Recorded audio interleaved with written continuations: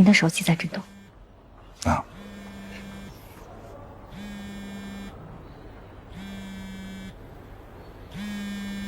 是我姐，不重要。我姐肯定是跟我姐夫他们之间发生了什么矛盾。万医生，我是孙浩瀚的家属。不好意思啊，万医生刚下手术还没休息，让他休息一下。我们想了解一下孙浩瀚在转院过程中的具体情况。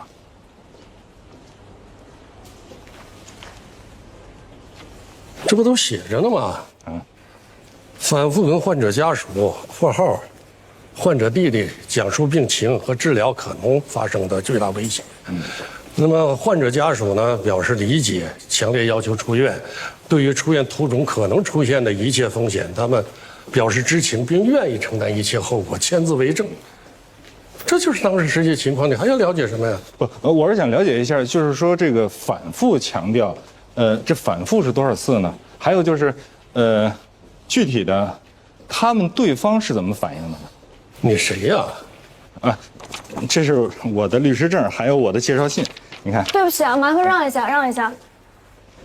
万医生，万医生，喂，你好，全景罗宾办公室。啊？如果你有事，你可以先下班。我跟罗宾的事还没谈完呢。刘英梅走了，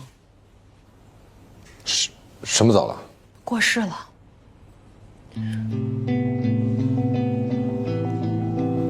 什么时候的事儿？刚刚，人送到医院的时候已经没了，见客户的时候突发脑溢血。那他这算是工伤事故还是以身殉职啊？不是，我的意思是说，那我是不是该换律师了？恕我直言，你现在把何塞换掉不合适吧？为什么呀？他家里出了这么大的事情，我还让人家给我打官司，这才不合适吧？你太不了解何塞了。你把他换掉就是对他最大的蔑视，就像当众给他一个耳光一样。你也太不了解律师了。律师上法庭就如同上战场，全力以赴、全神贯注都不见得能赢得胜利。你脑子里只有胜利。那当然了，赢了价值100亿，输了一无所有。除非何塞主动提出来不干了，干不了。那万一他不好意思提呢？他又不能全神贯注、全力以赴。相信我，他一定会全力以赴的。我记得你跟何塞你们俩关系没那么好。这跟我们俩的关系好坏没关系。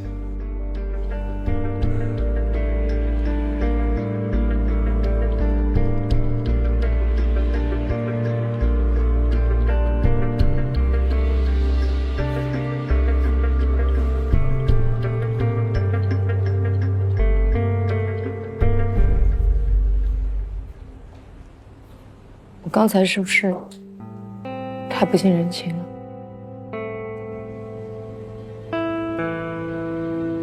我懂，我输不起。理解，完全理解。我本来还犹豫我怎么去跟何塞说，但现在正好我可以借这个事情，委婉的跟他说，让他好好在家里安抚他姐姐，照顾他家人，这没问题吧？你让我想想，我会想出办法的。什么时候？明天，明天。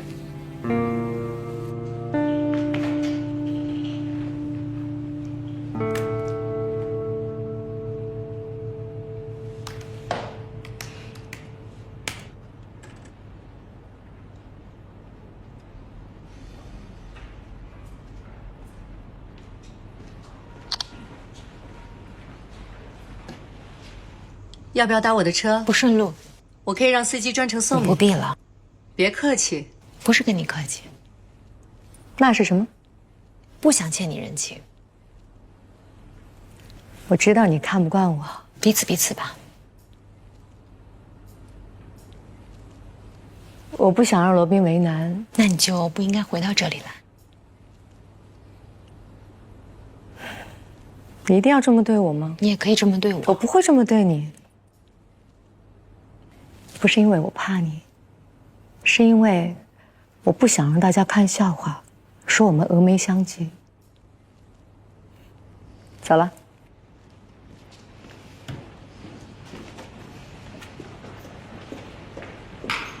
如果他一定要换掉何塞，这事儿你不要掺和。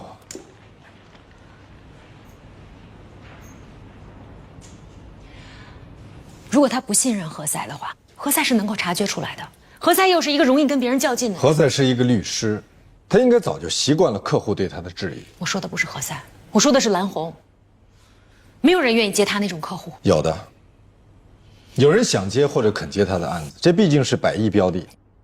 那都是为了标的去的。丽娜，你不是一个刻薄的人。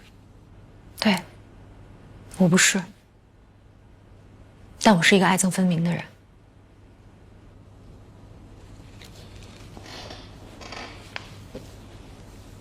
这个案子对他至关重要，他没有什么太信得过的人。他穷的就剩钱了，如果连钱都没有的话，他真的生不如死。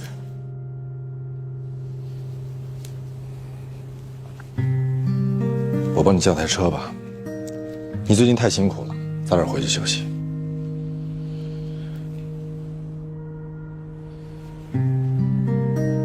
你还不下班啊？我要留下来研究点东西。研究怎么帮何塞留住客户。我们所不能丢这么大一个单子。那如果输了，岂不是更丢人？丢了比输了更丢人。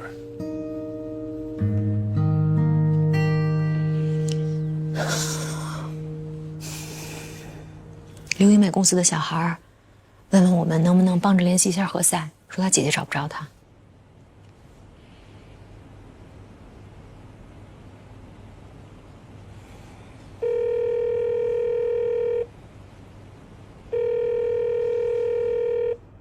哎，罗宾，什么事儿？你在哪儿？我在医院呢，什么事儿啊？哦，我就是想问，有没有什么需要帮忙的，我们随时可以赶过去。不用，我自己能处理。你还有什么事儿吗？没有。那你节哀顺变。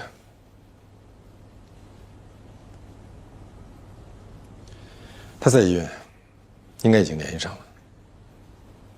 什么叫节哀顺变呀？这不就是上医院来取个证，没取利索，还节哀顺变呢？罗宾还挺关心你的。他这人啊，平常看着不近人情，但实际上呢，他是有这个煽情恐惧症。煽情恐惧症，你发明的？丽娜说的。而得这种病的人啊，他特别害怕别人对他表达真情实感，比如感谢呀、感激呀、掏心掏肺的话。他一旦听到这些东西吧，他就会浑身的难受啊，他就会恐惧，会尴尬。乱七八糟。你慢点，这地。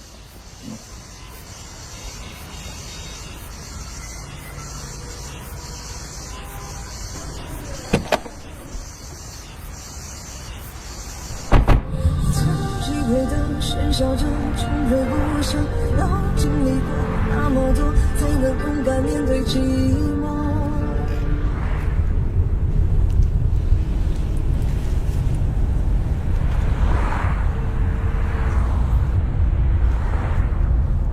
喂，姐，我们刚才去医院找万医生取证了，他刚刚做完手术，在手术室门口碰上了。啊，那个何塞还跟你在一起吗？啊，怎么了？丽娜说，何塞的姐夫刘英美脑淤血，突然去世了。他姐姐情绪激动崩溃了，现在在医院呢。我问问，我们一直在一块儿呢。好。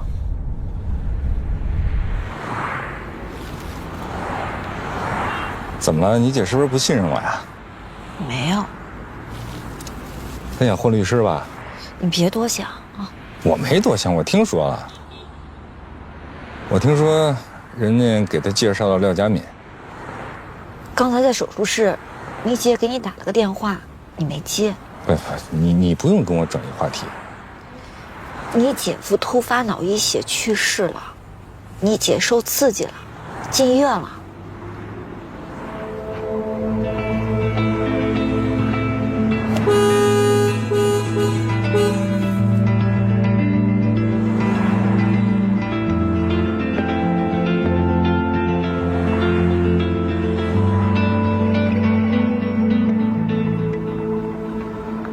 那孟小雨的事儿，你打算怎么办啊？我觉得你得想办法，不能让他来。这同事关系和其他关系不一样。说实话啊，这同事比好多夫妻在一起的时间还长呢。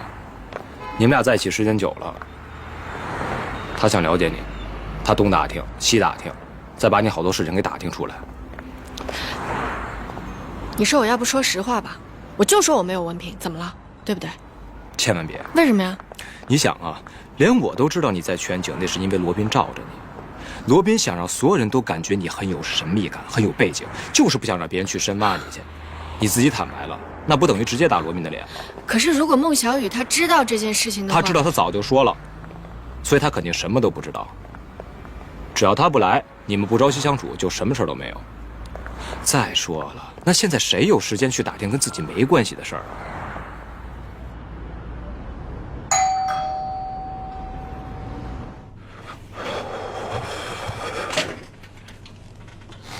你怎么来了？我在楼下看见灯亮着，我就上来。你不会专门跑到我家楼下来看看我家灯亮没亮吧？我是顺道。顺道？你去哪儿啊？顺道？我看你们小区的房子。看房子？嗯。为什么看房子？我呀，觉得我们家太小了，我想结婚以后啊，换一个大点的。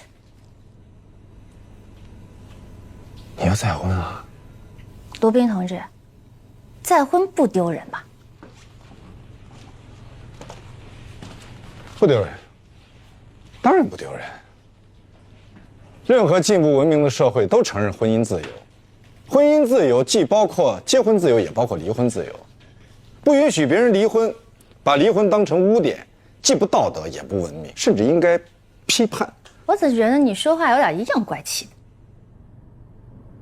我是觉得你跟王丽有点太快了。我们又不是今天才认识，我们是重逢，而且人家一直等着我，而且是默默的等，我很感动。默默的等？那请问你离婚也有一段时间了，他为什么早不出现晚不出现，偏偏现在出现了呢？因为慎重呀。慎重？是，他确实是一个非常慎重的人。那么我亲爱的姐，你能不能也慎重一点呢？啊？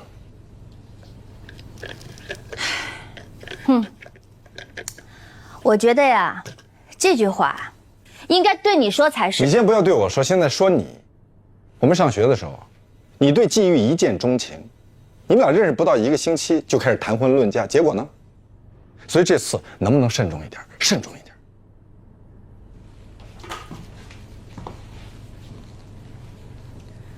蓝红又回全景了，而且老去你办公室跟你谈工作，一谈就是几个小时，而且老在你下班的时候跟你谈。丽娜说的，那就是真有这回事喽。你能不能不要听丽娜胡说八道？我听别人说的，跟人家丽娜没关系。那你就是道听途说。不管你信不信，我告诉你，蓝红就是一个贪得无厌的人。国旗同志，你能不能留点口德？这个浩瀚超越这个公司是人家兄弟俩一起打拼下来的，他干什么了？他告人家小叔子霸占家产，这告得上吗？他是孙浩瀚的合法配偶，而且他们俩有一个女儿。无论如何，让一个合法配偶零继承，这是不公平的。我觉得挺公平的呀。他这种人，靠男人不劳而获，我觉得就应该这种下场。我跟你说他们家的事儿啊，这个孙浩瀚的前妻死得早，当时他儿子才1、2岁，这孩子从小就跟他弟弟一起过。换句话说，他的亲弟弟孙超越跟他一起打拼的这个公司，哎，你蓝红半路杀进来，然后给他生个女儿，这个家产就是他的了。我再告诉你哦，他们都说啊，这个孙浩瀚的这个女儿啊，不是他生的。我确定你是被王丽给洗脑了。我确定你被蓝红洗脑了，你爱听不听，我走了，离他远点啊，免得雷劈他的时候顺便带着你。走了。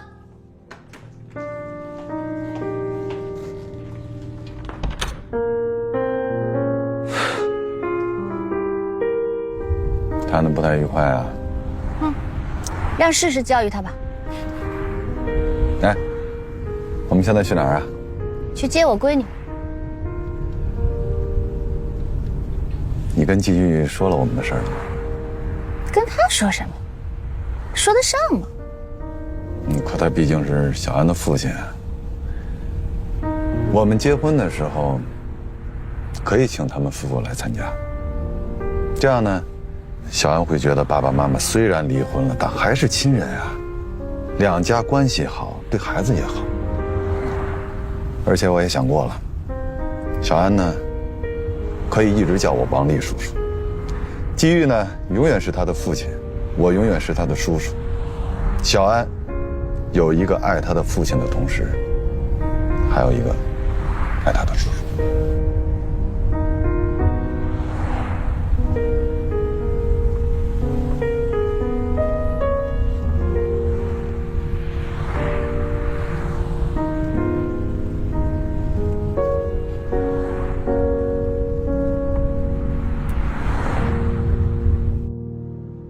罗宾提议，以后凡是遇到重大疑难还有复杂的案例，必须开会讨论。这样案件的代理情况，不光体现了经办律师的个人水平，而且还体现了我们律所全体的集体智慧，同时也避免了经办律师由于个人原因导致的案件受理受到了影响。我觉得这是个非常好的提议。案件是谁办理的？是律师，律师也是人，人就会受到情绪的波动，造成情绪波动的影响有很多方面，比如个人家庭、个人的身体健康状况等等等等。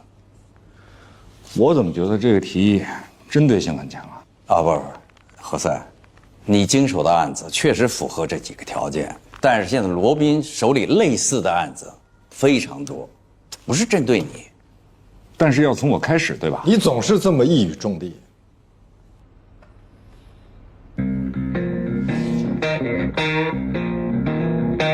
好，散会。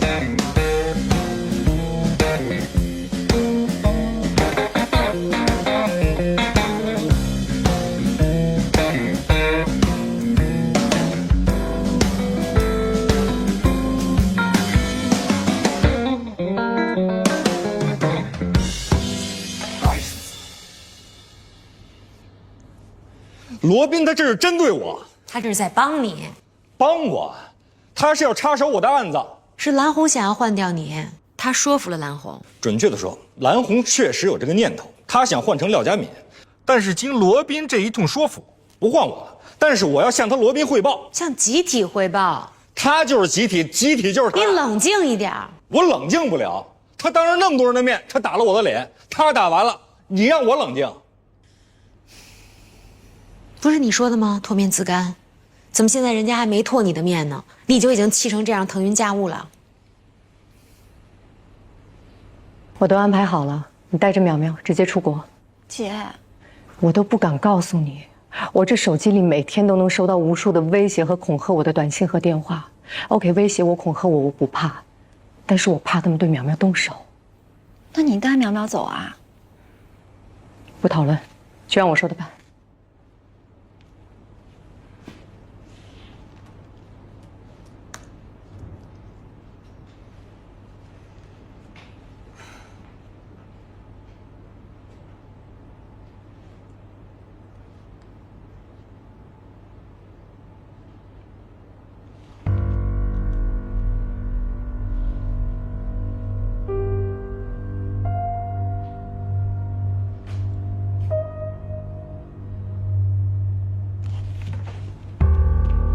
所有事情都会解决的。我等一下打给你。你怎么了？自己看。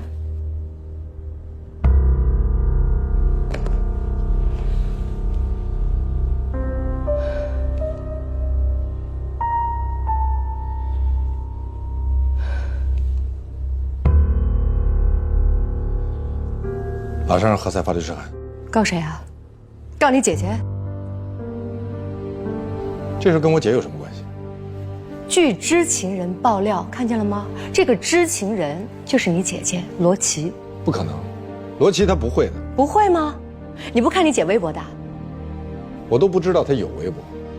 看清楚了，采樊琪琪这个就是你姐。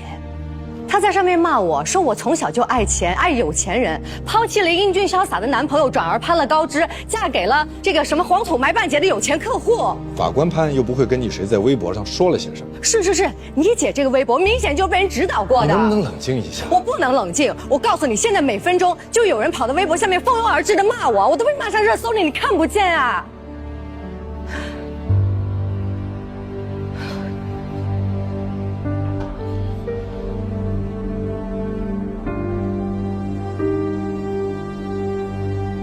在所有的事情搞清楚之前，请你能不能先冷静地跟我说话？战斗已经打下，敌人用了最卑劣、最无耻的手段，我们要以牙还牙，以眼还眼。他们这是诽谤啊！我一定要告到他家破人亡。不什么意思？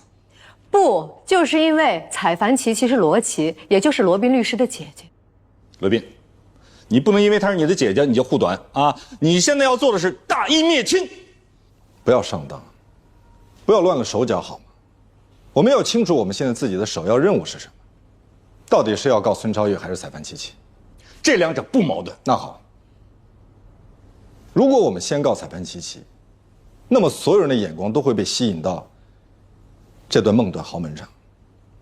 更关键的是，采樊琪琪用的是春秋笔法，说的是自己的亲身经历，很难构成诽谤。他这是在侮辱我。不。罗宾说的这个有道理，你现在一怒，等于是我们改变了斗争方向，但是我们目前的形势和任务是要先干翻孙超越。你现在要做的是唾面自干啊，就是即使别人往你脸上啐唾沫，你被炒了，你不擦它啊，依然被炒了。什么我就被炒了？听不懂？你被炒了。哀兵必胜，你也可以发一个微博。我凭什么呀？我不会期期哀哀，用不着期期哀哀，就实事求是。第一，你丈夫生病期间，你的小叔子隔离了你跟你的丈夫，让你见不到他。第二，你的小叔子让你签了一个委托看病的协议，正是这个协议，你的小叔子在医生反复提示危险的情况下，仍然一意孤行，让他转院，并且在转院的过程当中导致他去世。第三，你小叔子在你毫不知情的情况下转移了你丈夫所有的财产。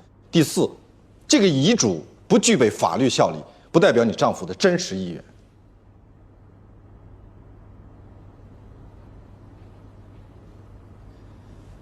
我可以去给平台发一个律师函，让他们删帖，不许转发。平台一般不敢惹这样的麻烦。然后我会再组织一波人来采访，题目就叫做“百亿富豪突然离世，财产被算计，100亿资产零继承”。最关键的是，马上申请诉讼保全，让孙超越1分钱都动不了。他是生意人，这会对他形成致命的打击。好，这就去办。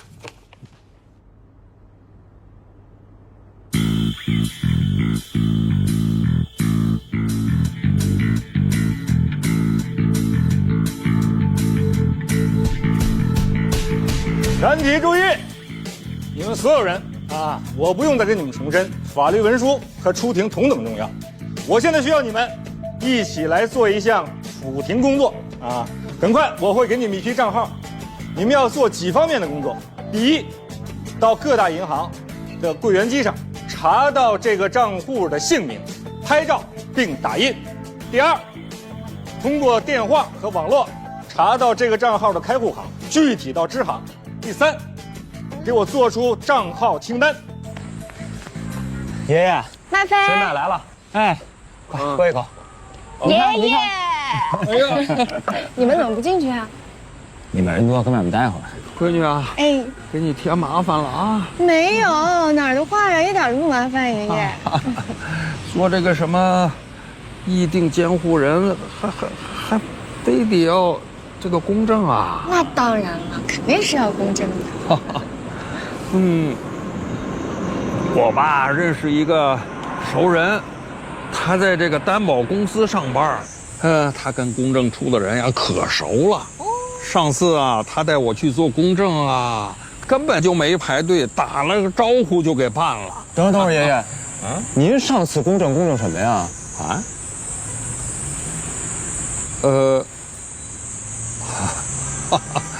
哎呀，按说我不应该跟你们说这些的。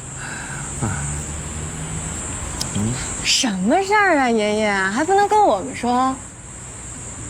这是国家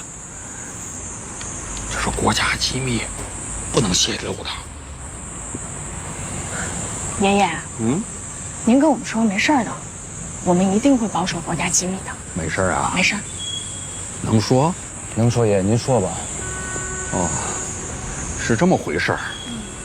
前些日子吧，我突然接到公安局打了个电话，他们说我搅进了一桩什么大案子里头。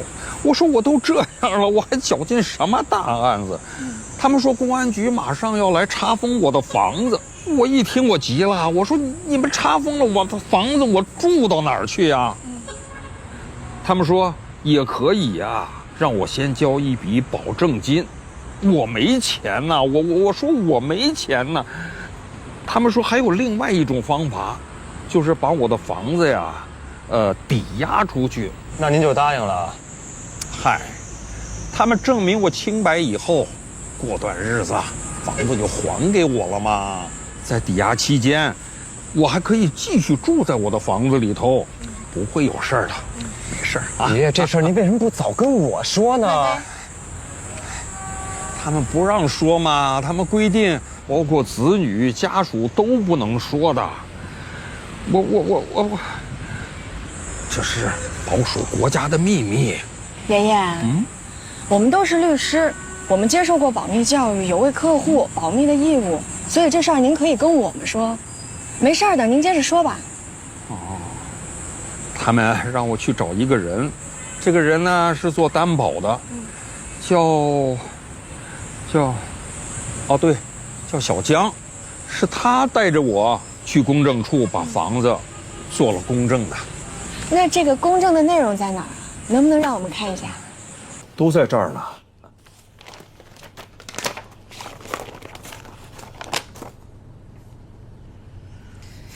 这是一份贷款协议，是一房子做抵押的。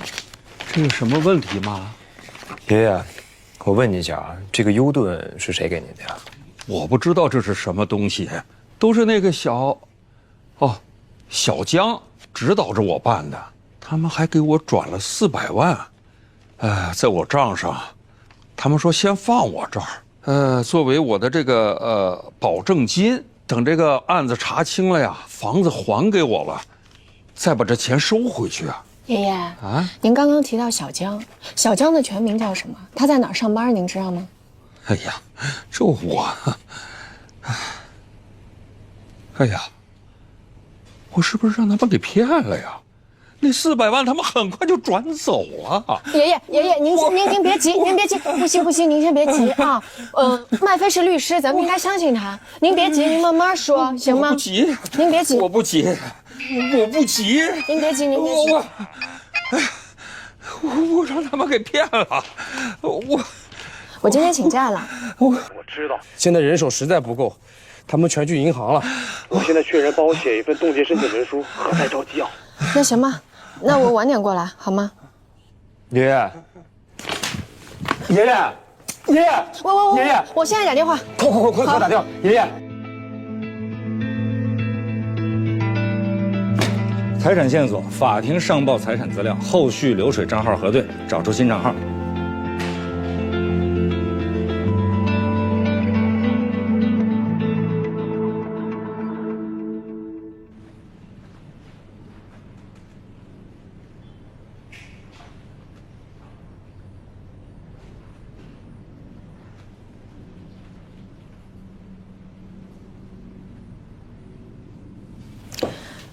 到底怎么说的啊？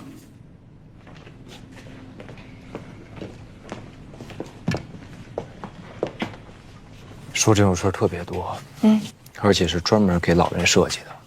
警察现在接到的报案类似案件30多起，都是他们家这一片，都是被骗走了房子，而且有的老人的房子已经被卖掉了。哎，你先别着急，我们好好的想想办法，好吗？我能不着急吗？我本来是想把爷爷的房子给租出去，然后拿着租金送爷爷去养老院的。那如果我们打官司呢？这个官司根本没法打，这个套一看就是专业人士给设计的，一般不懂法的人绝对想不出这么合法的骗人办法。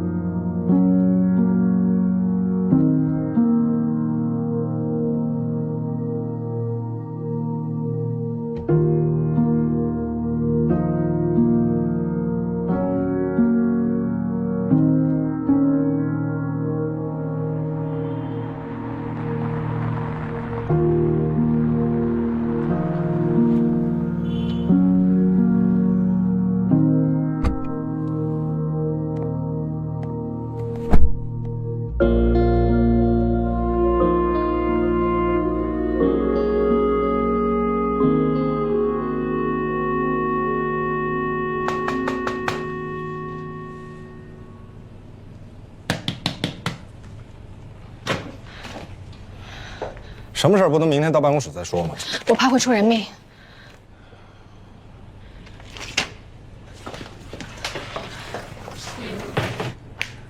这个套真的是太合法了。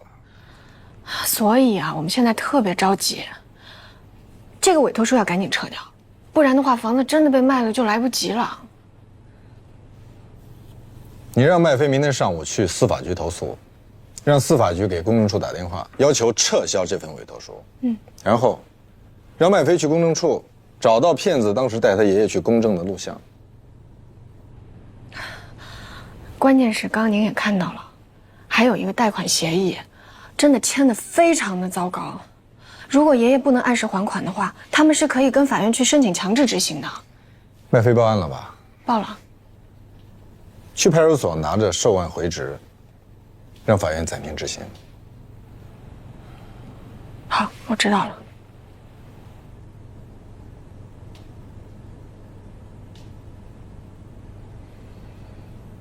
还有事吗？没事儿。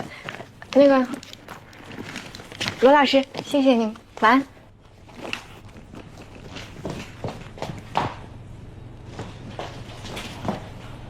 那里。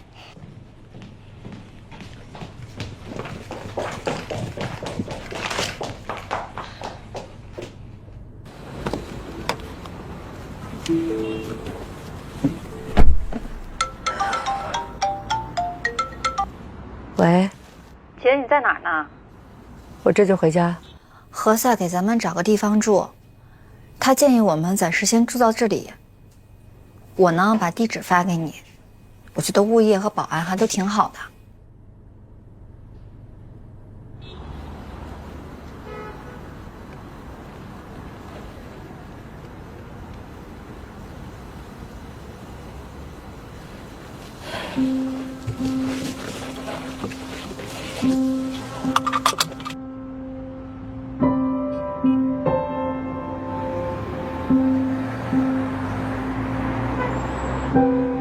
那我就走了。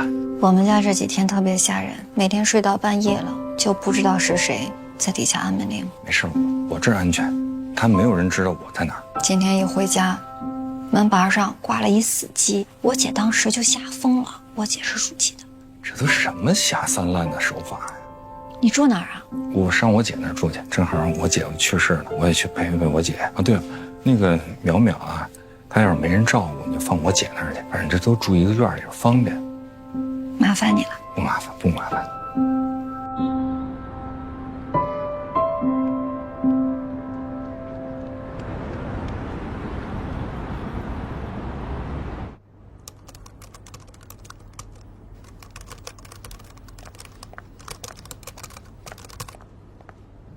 我有件事要和你说，要紧吗？和蓝红有关。如果你要是劝我别管，我昨天晚上见到原野了。如果，比如说，有人让我证明一件事情，但是我可能当时不在场，但是这件事情肯定发生过。如果我见证了，会有问题吗？什么乱七八糟的？你说清楚点，到底发生什么事儿了？孙超越的律师来找我，让我说孙浩瀚立遗嘱的时候我在场，我见证了。但是当时你没在。但是肯定有遗嘱的呀，他都给我看过。我劝你最好不要做。但是他保证我不会有问题的。别信。你不会已经……我录了，也按照他要的写了。那你现在赶紧告诉他们，不行。但是他又给我买机票，又帮我安排学校。哎，你千万不能告诉别人啊。那能不能让原野？不能，他已经后悔告诉我了，他不会替你作证的。可不可以让他？不可以，他是我的朋友，我不能出卖他。那你一定要拦住他，不能让他做伪证。拦住了，他已经拒绝了。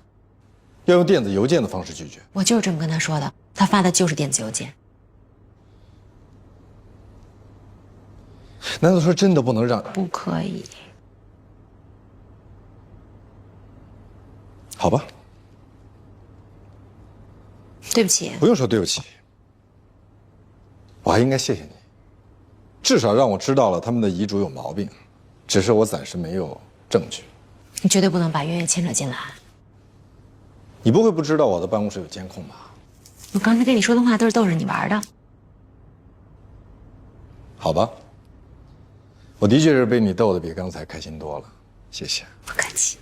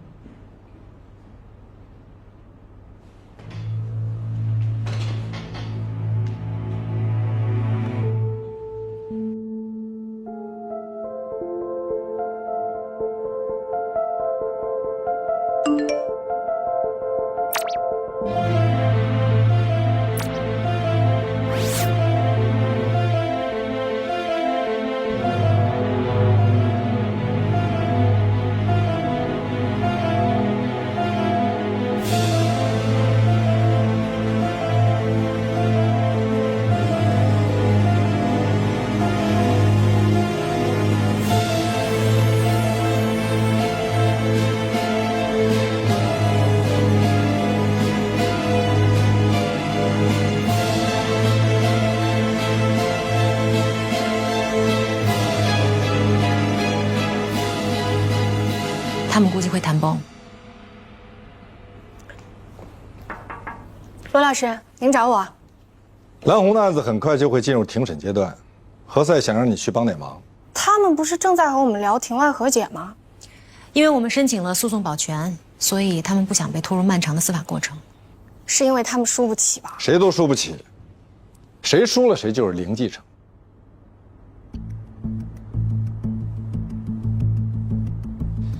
去给我拿一下律师职业行为规范。啊，我这儿有，我给你拿吧。尽快。好。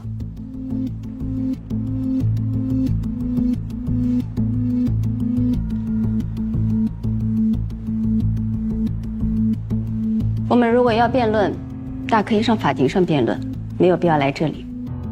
我们是带着诚意来的，庭外和解对我们都有好处。你别以为我不知道，就是你在外面抹黑我姐，说我姐是蓝金莲。你们也抹黑我们的当事人啊，把他说成是一个欺负孤儿寡母、侵占亡兄家产的人。那不是抹黑，是事实。事实是，浩瀚超越集团是孙浩瀚、孙超越兄弟俩共同创立的。不，公司是由孙浩瀚创立，弟弟孙超越是追随自己的哥哥。浩瀚超越集团的股份，自集团创立之日始，至孙浩瀚先生去世之前1周，一直是孙浩瀚先生占60%，长子孙然和其弟弟孙超越先生各占20%。为什么没有蓝红女士的呢？蓝红女士嫁给孙浩瀚先生也不是1年2年了。我姐之所以没有股份，是因为我姐夫曾经说过，我姐夫的就是我姐的。确实，如果没有遗嘱，你姐夫的也许可能是你姐姐的，但是现在是有遗嘱，他把自己的一切都留给了自己的亲弟弟。可如果真的上了法庭，你们这份遗嘱很有可能会被判作无效。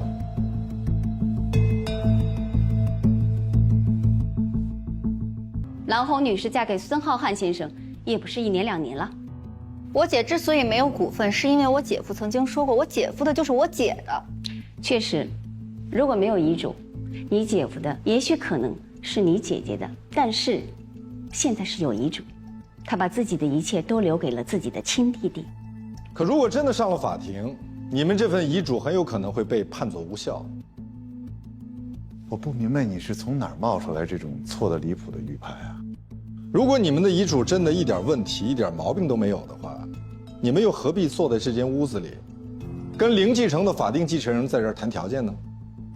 因为你们申请了诉讼保全啊，这对于我们都是煎熬。我们知道，这个案子的审理肯定是一个非常漫长的过程，所以我们起草了一份和解方案。按照这个方案，郎红女士可以拿到1个亿。我不接受。我劝您接受，因为如果我们下定决心血战到底，您将是零继承。不，如果我们胜诉，是你们的当事人零继承。所以，请提醒你们的当事人，诉讼有风险，应诉需谨慎。事实上啊，我的当事人并不想和解，是在我们的极力劝说之下，才有今天的会面。机不可失啊，1个亿不能太贪了。对啊，这1个亿呢，的确是不少了，但是因为你们的手段太卑劣，所以现在啊，1个亿不够了。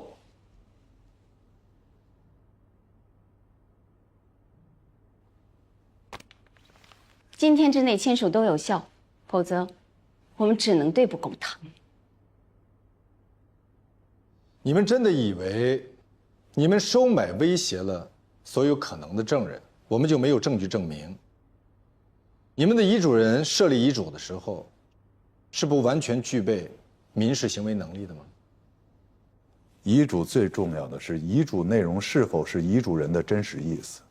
我相信法官在了解了遗嘱人的真实婚姻生活之后，会认定这就是遗嘱人的真实意思。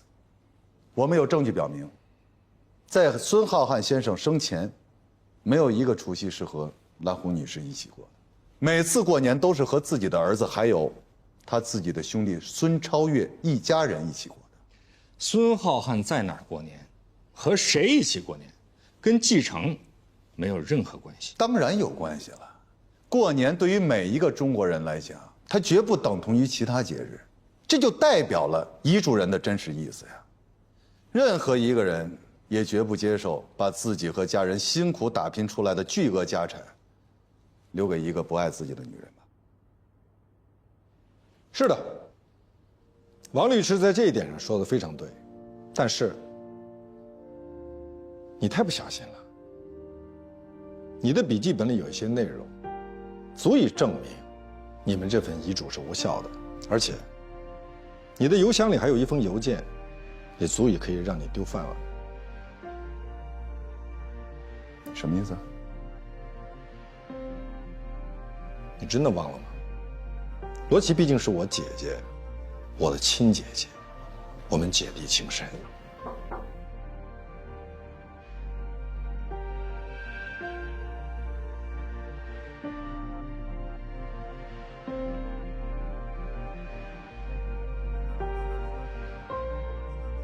我是在救你。律师职业行为规范第64条，律师不得向司法机关或者仲裁机构提交明知是虚假的证据。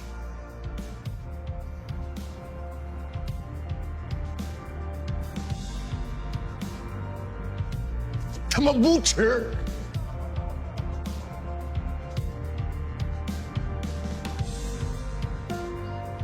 冷静，你是律师。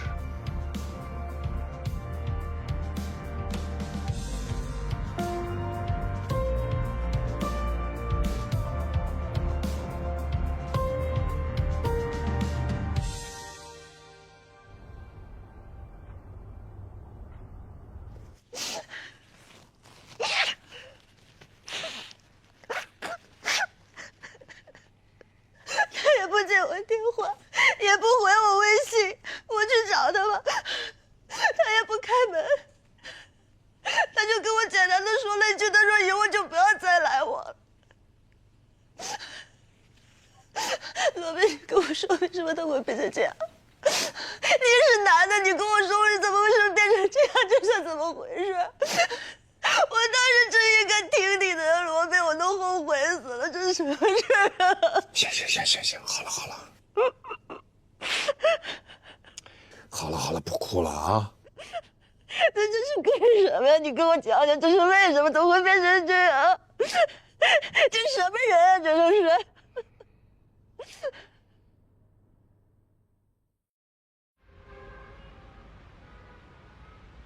孙超越给气疯了，大骂王丽是白痴。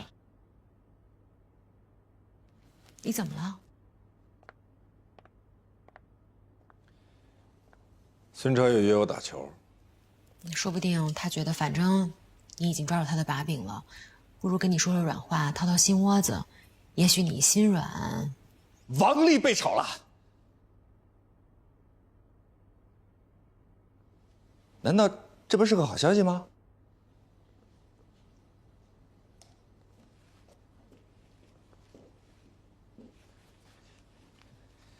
律协请我去给年轻的律师讲课，我想给他们讲录音证据的取证技巧，来一起去，以漫谈的性质。对不起，我有事出去一趟。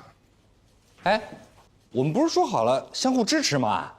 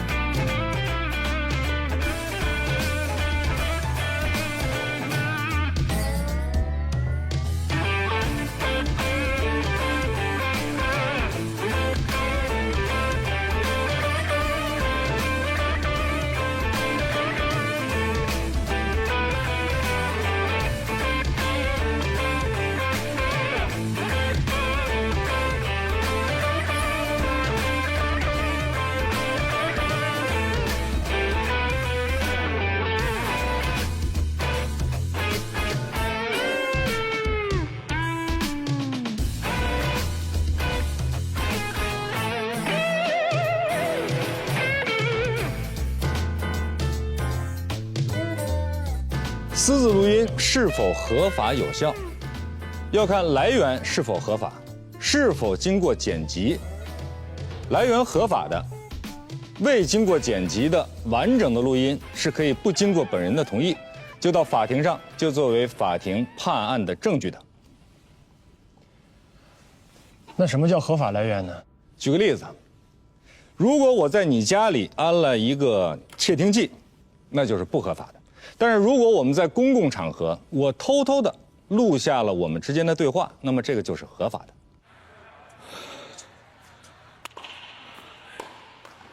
你赢了，你不甘心？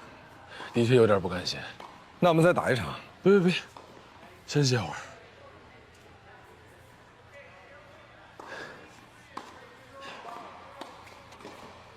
我呢，不是一个想要霸占寡嫂家产的人。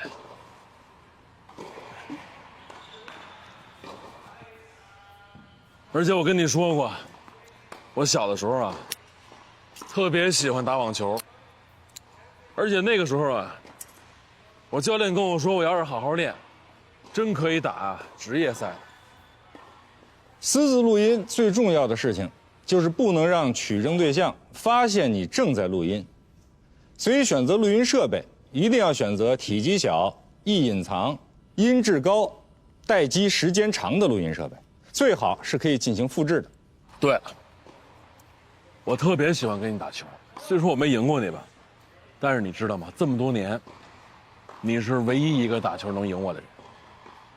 那可能是大家都知道你太喜欢赢了，故意让你赢的。的确有这个可能，但是我尊重能够打赢我的。好，那我争取以后每次都赢你。私自录音，又不被对方察觉，还让对方和盘突出，除非对方是对你极其信任的，至少是对你有好感的人。你直接说你的问题。利用别人对你的信任，来套取录音，以便在法庭上作为证据来击败对方。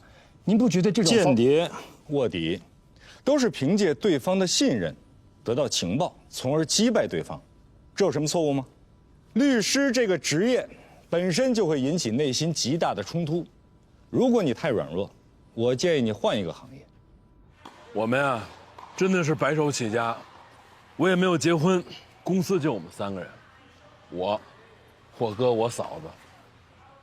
那个时候真是没白天没黑夜的干啊。我说的嫂子啊，是苏萍，挺好的一个人，又生孩子又工作。我还记得那时候她大着肚子，还每天在外面跑销售呢。家业就是这么整出来的。我跟我哥的股份分配是他60我20，那是因为我哥把他的1半的股份给了苏萍，后来苏萍去世了，就把他那30又搁回我哥那儿。如果你是我，我就想问问，你会不会把你哥还有王嫂的股份拱手让给一个1天都没有跟你们打拼过的女人？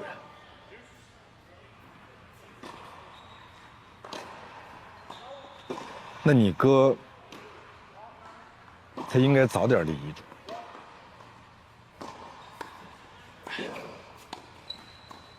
从他发病到走就半个月，他时间太快了。而且在我的世界里，我认为，就是因为蓝红的照顾不周，我哥才会生病。在我看来，那就不是一个能够照顾家的女人。可就算你再讨厌蓝红，你也不应该不让他见你哥呀。我哥那个时候神志不清了，谁也不认识，我怎么让他见？尤其是他们的孩子，那小姑娘才2岁。我是不想让那小姑娘看见她爸爸最后那个样子。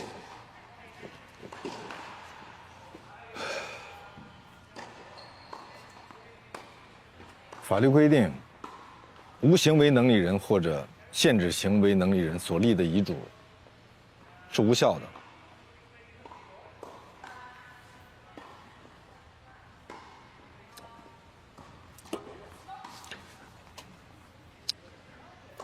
哎，我今天请你来哈，我真是拿你当朋友，我是真想问问你，我现在应该怎么办？是，那遗嘱呢，是我打印的，但那的确是我哥的意思。我了解我哥，他要不是因为发病那么快的话，我相信他一定会让我来做这个接班人。那不可能是蓝红啊，他1天都没有经营企业的经验，怎么会把上百亿的家族企业交给他呢？可是你哥不会让蓝红零继承。我之所以写零继承，那是因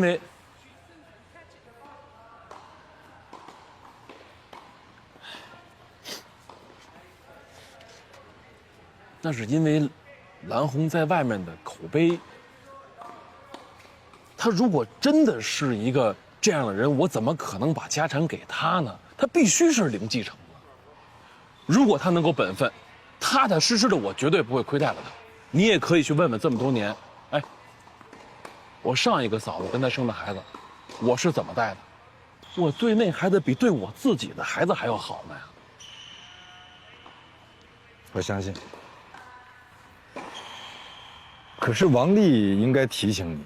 他的确提醒我，他也跟我讲了，如果真的要提到司法鉴定的话，鉴定的结果如果出现了问题，我肯定是零继承。啊，咱扯句题外话啊，他可真不是我开的啊，是他自己觉得不好意思没脸见我，他才自己走的。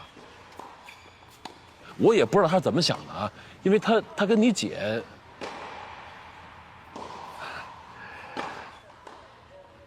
我也知道你姐呢，肯定是站在你那边。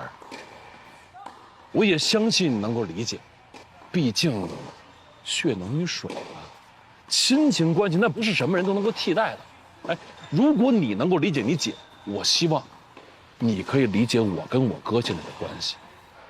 毕竟这么大一个企业，我不可能把我跟我哥打下的天下拱手让给他吧。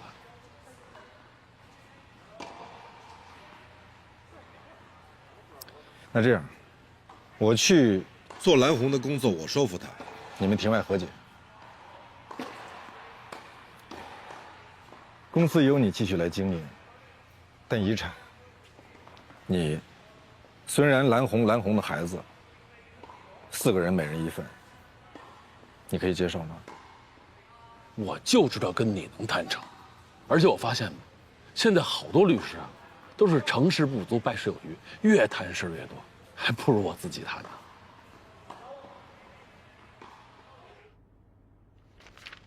我不能接受。为什么？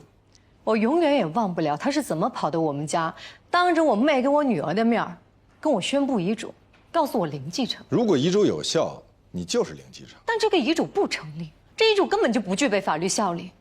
他是在他哥哥丧失行为能力之后。如果孙浩瀚还活着，他有机会在完全清醒的状态下写一份遗嘱，你认为他会让自己的亲弟弟零继承吗？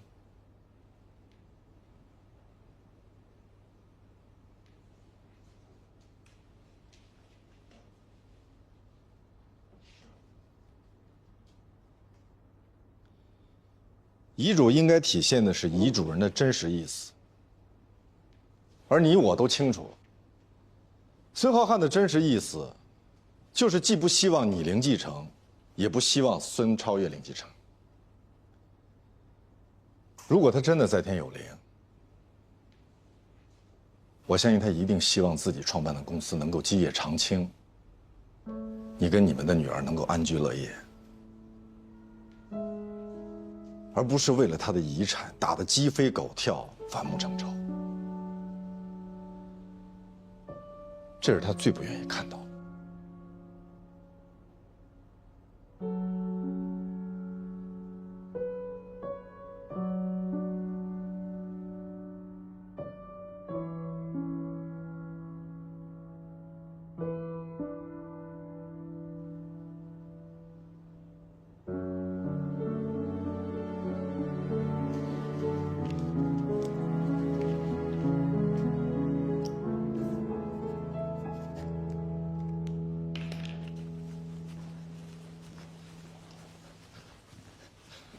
为什么让蓝红签字啊？这是一个相对公平，而且可以让他们释怀的协议。不，我是蓝红的代理人，不是你。这是我的案子，本来我是可以打赢的，全胜。如果你把它当成一个案子去打，案子当然有输赢。可是你想过没有？你赢了孙超越零继承，你输了蓝红零继承，他们都输不起。所以和解是风险最小的选择。我没有替他们做决定，我只是给了他们一个选项而已。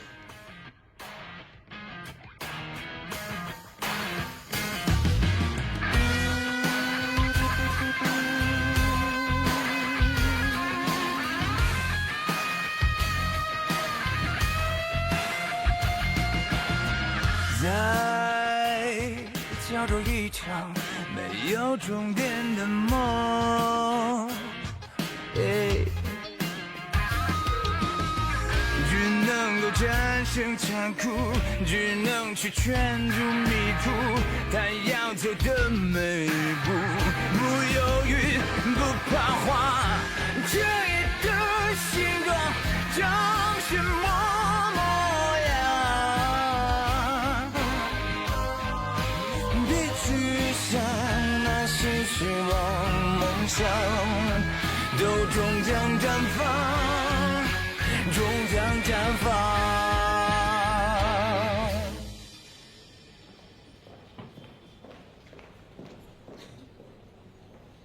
出去啊？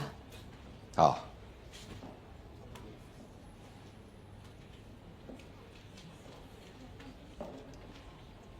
这电梯怎么这么慢？饭点吧。也是啊，每层都有人吃饭。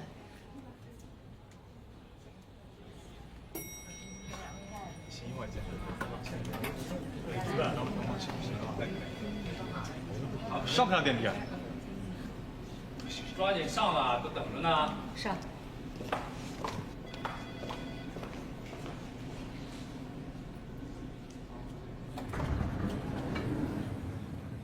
你怎么来了？也不提前打个电话。找你啊？怎么？我找你还要提前跟丽娜小姐约下时间吗？当然不要。怎么了？你们要一起出去啊？没有啊，我们俩就是刚才在这儿刚巧碰上。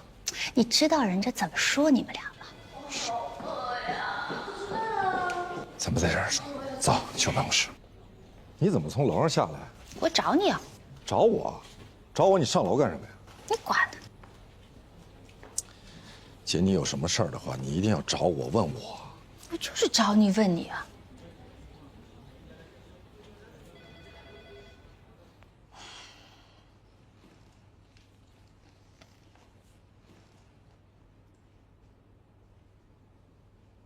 王丽去哪儿了？什么去哪儿了？我不知道。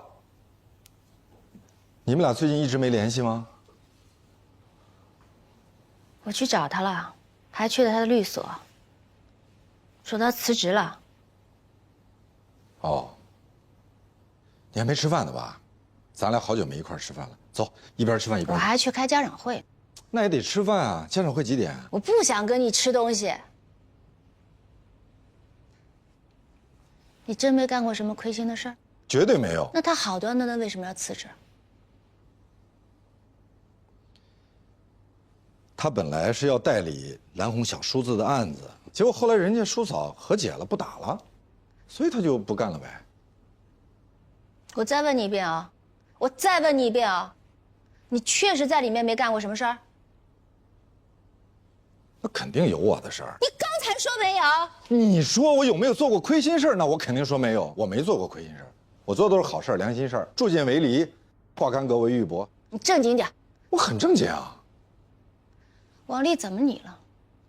你老不说她好。道不同不相为谋。哪里不同了？他老想把这个案子打成世纪争产大案，就是那种天天上新闻、上头条那种，恨不能热热闹闹的打上好几年、好几代，就跟有些歌星、作家，一首歌、一个作品能吃一辈子那种。别扯东扯西的，我都听不懂。我没扯东扯西，我说的是真的。哎，你还没回答我刚才的问题呢。你上楼干嘛去了？找谁去了？你说话呀！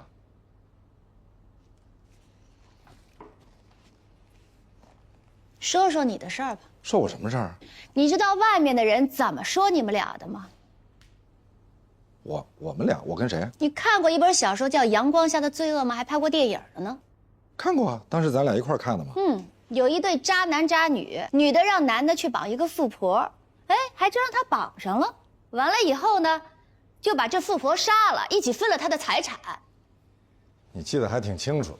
那当然了，你们俩都再演一遍了，我还能记不清楚吗？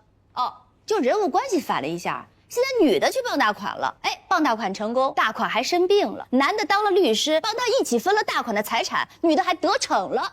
姐呀，你要听这些胡说八道，那还有完吗？你就不能自爱一点？我怎么不自爱了？你自爱还跟他同出同进啊？我没跟他同出同进，你误会了。我刚才跟你说了，我们俩就是正巧在那儿碰到。哎呦，还真巧。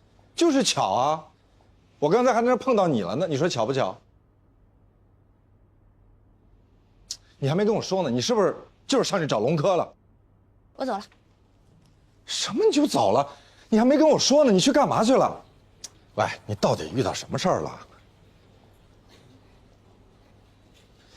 行，你不想说就算了，那你能不能稍等会儿，我让司机去送你？我叫李晨专车了。姐，真的碰到什么事儿的话，你首先得告诉我，我是你弟弟，你有什么不能跟我说？我电梯来了。哎，你能？哎，等会儿，谢谢，谢谢啊。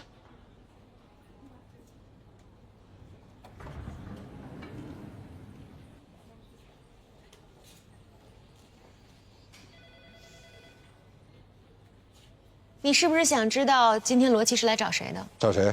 麦飞。麦飞？他为什么找麦飞？今日龙科头条：为什么全景律所当家律师的姐姐要到龙科律所找弟弟曾经的助理咨询？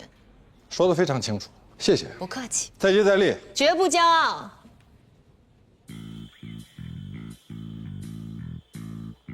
罗律师您好，您是来找廖主任的吗？不，我找麦飞。哦，那个麦飞啊，麦飞他可能在茶水间呢吧？没有，最后乔治给他要过去了。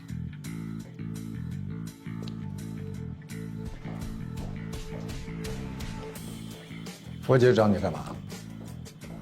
她是您姐姐，您还是去问她。我在问你，罗琦到底找你干嘛？我没收她咨询费，但我也不能把她问我的事随便告诉您啊，希望您能理解啊。哦。哎，罗律，我爷爷那事儿，我还一直想感谢您呢。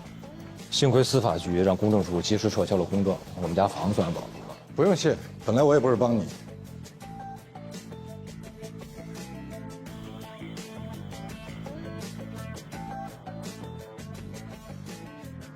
我虽然不能告诉您什么事儿，但我建议您去看一眼您姐姐，去她家，越快越好。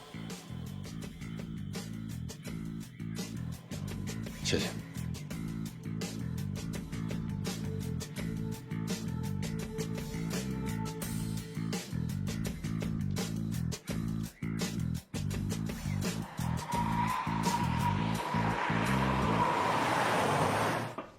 来了。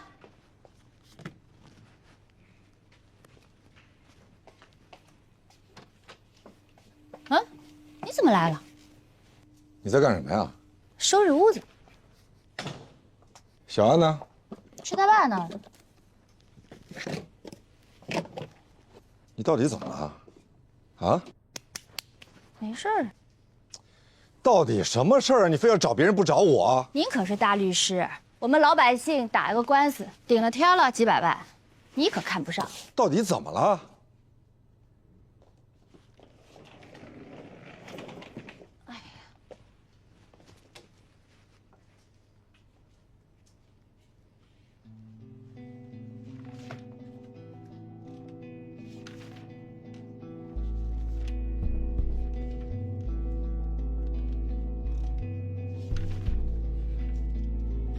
律所就应该像医院、像派出所一样安排值班律师，24小时值班。对不起，可是我们真的不是医院派出所。别跟我说对不起了，给我安排一个律师，不管是谁都行。可是我求求你了，你要不安排我去投诉你吗？你信吗我？您什么事儿啊？能用？哎，你还记得我吗？我记得佳音姐，是我。哎呦，你能帮帮我呀？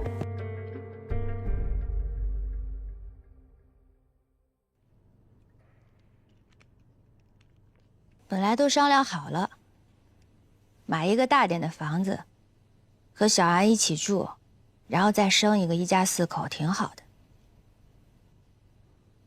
然后他那边就交了定金了，我想了，我们也得做点贡献呀，就把房子卖了吧。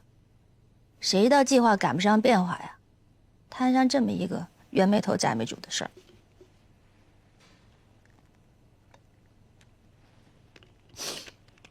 我就记得他说了一句话，让我问你。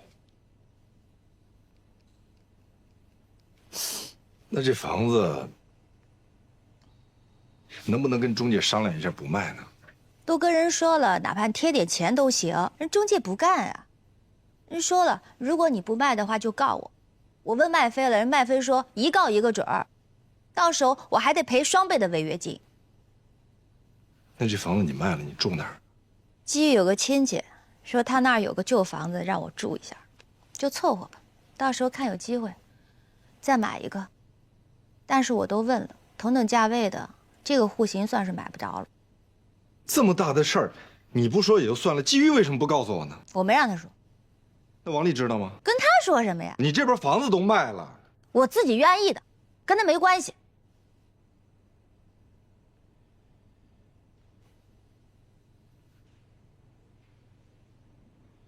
姐啊，有件事儿，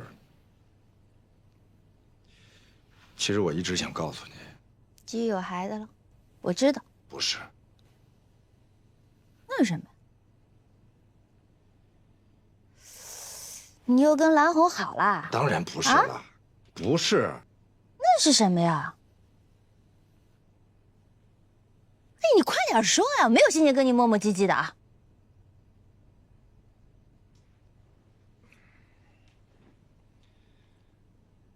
我可以告诉你，但是我跟你说了，你不真生气啊？嗯。你保证？保证。不生气？不生气。保证不生气。哎呦，有烦没烦啊？赶紧的。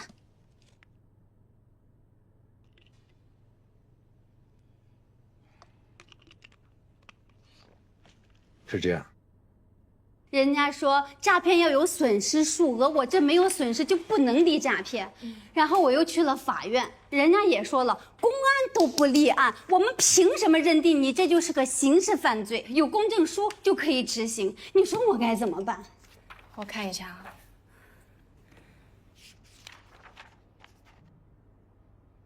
这是一份贷款协议，是一房做抵押，都是那个小江指导着我办的。您刚刚提到小江，小江的全名叫什么？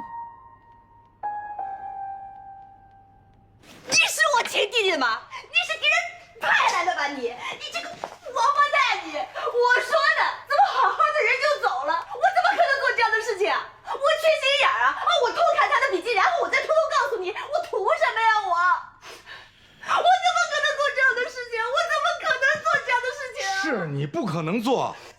但是他笨啊！你想，如果是我，他要诈我，我肯定不相信。不光不相信，我还会当面给你打电话求证。你少找借口你！我没找借口，我从来没有隐藏过我对王丽的看法。我一直认为她不是一个可以依靠、可以信赖、可以跟你共度余生的人。她不信任你。你不要挑拨离间。我问你，如果王丽当时跟你这么说，她如果说罗琦根本就不是这样的人，你到时候怎么办？不存在这种可能。我太了解他了，我知道他什么人。你说他谨慎慎重是吧？我告诉你不，他天然缺乏对人的信任。我跟你说过，为什么他早不出现晚不出现，偏偏这时候出现，还跟你结婚一块看房子，你就从来没怀疑过吗？我不怀疑。他虽然没有通过你的测试，但并不代表他不爱我。那代表什么？那代表失望。他多失望啊！谁受得了这个呀？你当时跟蓝红在一起的时候，你们分手的时候，你有没有跟他好好的坐下来，跟他好好说清楚啊？你不是也没有吗？都失望了，在一起说好了，再说清楚有什么意思啊？那不就更失望吗？你走开！我再不想看见你，你再不要这样，你出去！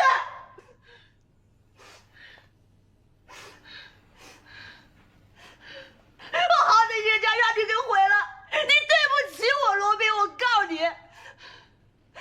你今天晚上做噩梦的。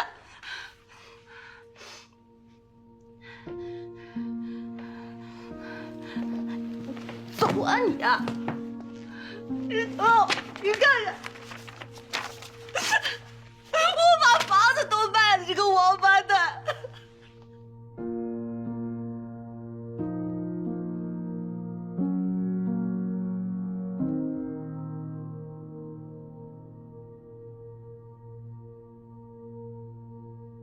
他多失望啊！谁受得了这个呀？你当时跟蓝红在一起的时候，你们分手的时候，你有没有跟他好好的坐下来，跟他好好说清楚啊？你不是也没有吗？都失望了，在一起说好了，再说清楚有什么意思啊？那不就更失望吗？我好的冤家让你给毁了。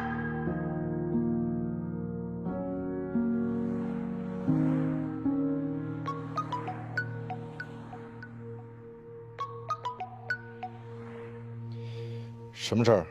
喂，罗老师，您还记得林佳印吗？怎么了？他被人骗了。最关键的是，现在是已经下班了，现在是下班时间，这是第一。第二，他不是你的客户，也不是我的客户。第三，这个世界上被骗的人很多，案子也有很多，我们要有选择性，尤其对于那些没有诚信的客户。第一次我们没有拒绝已经是错误，不能再犯第二次。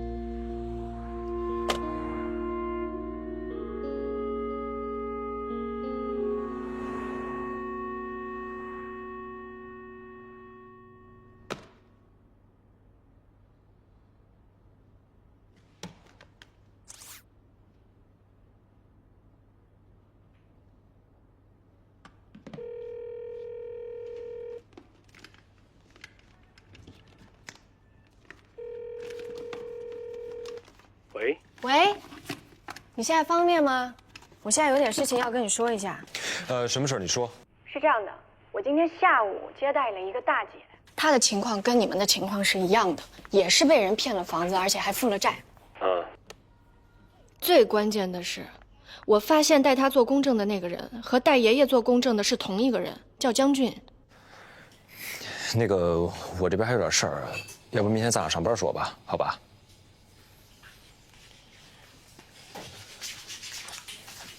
阿姨，哎，您看这样行吗？我再给你加点钱。哎呦，我不是要你加钱啊，这是我自愿的。我真的是家里有急事儿，你看一下，这是我儿子刚在携程上给我抢到的明天的高铁票，我必须得回去。我也是挺不好意思的。那好吧。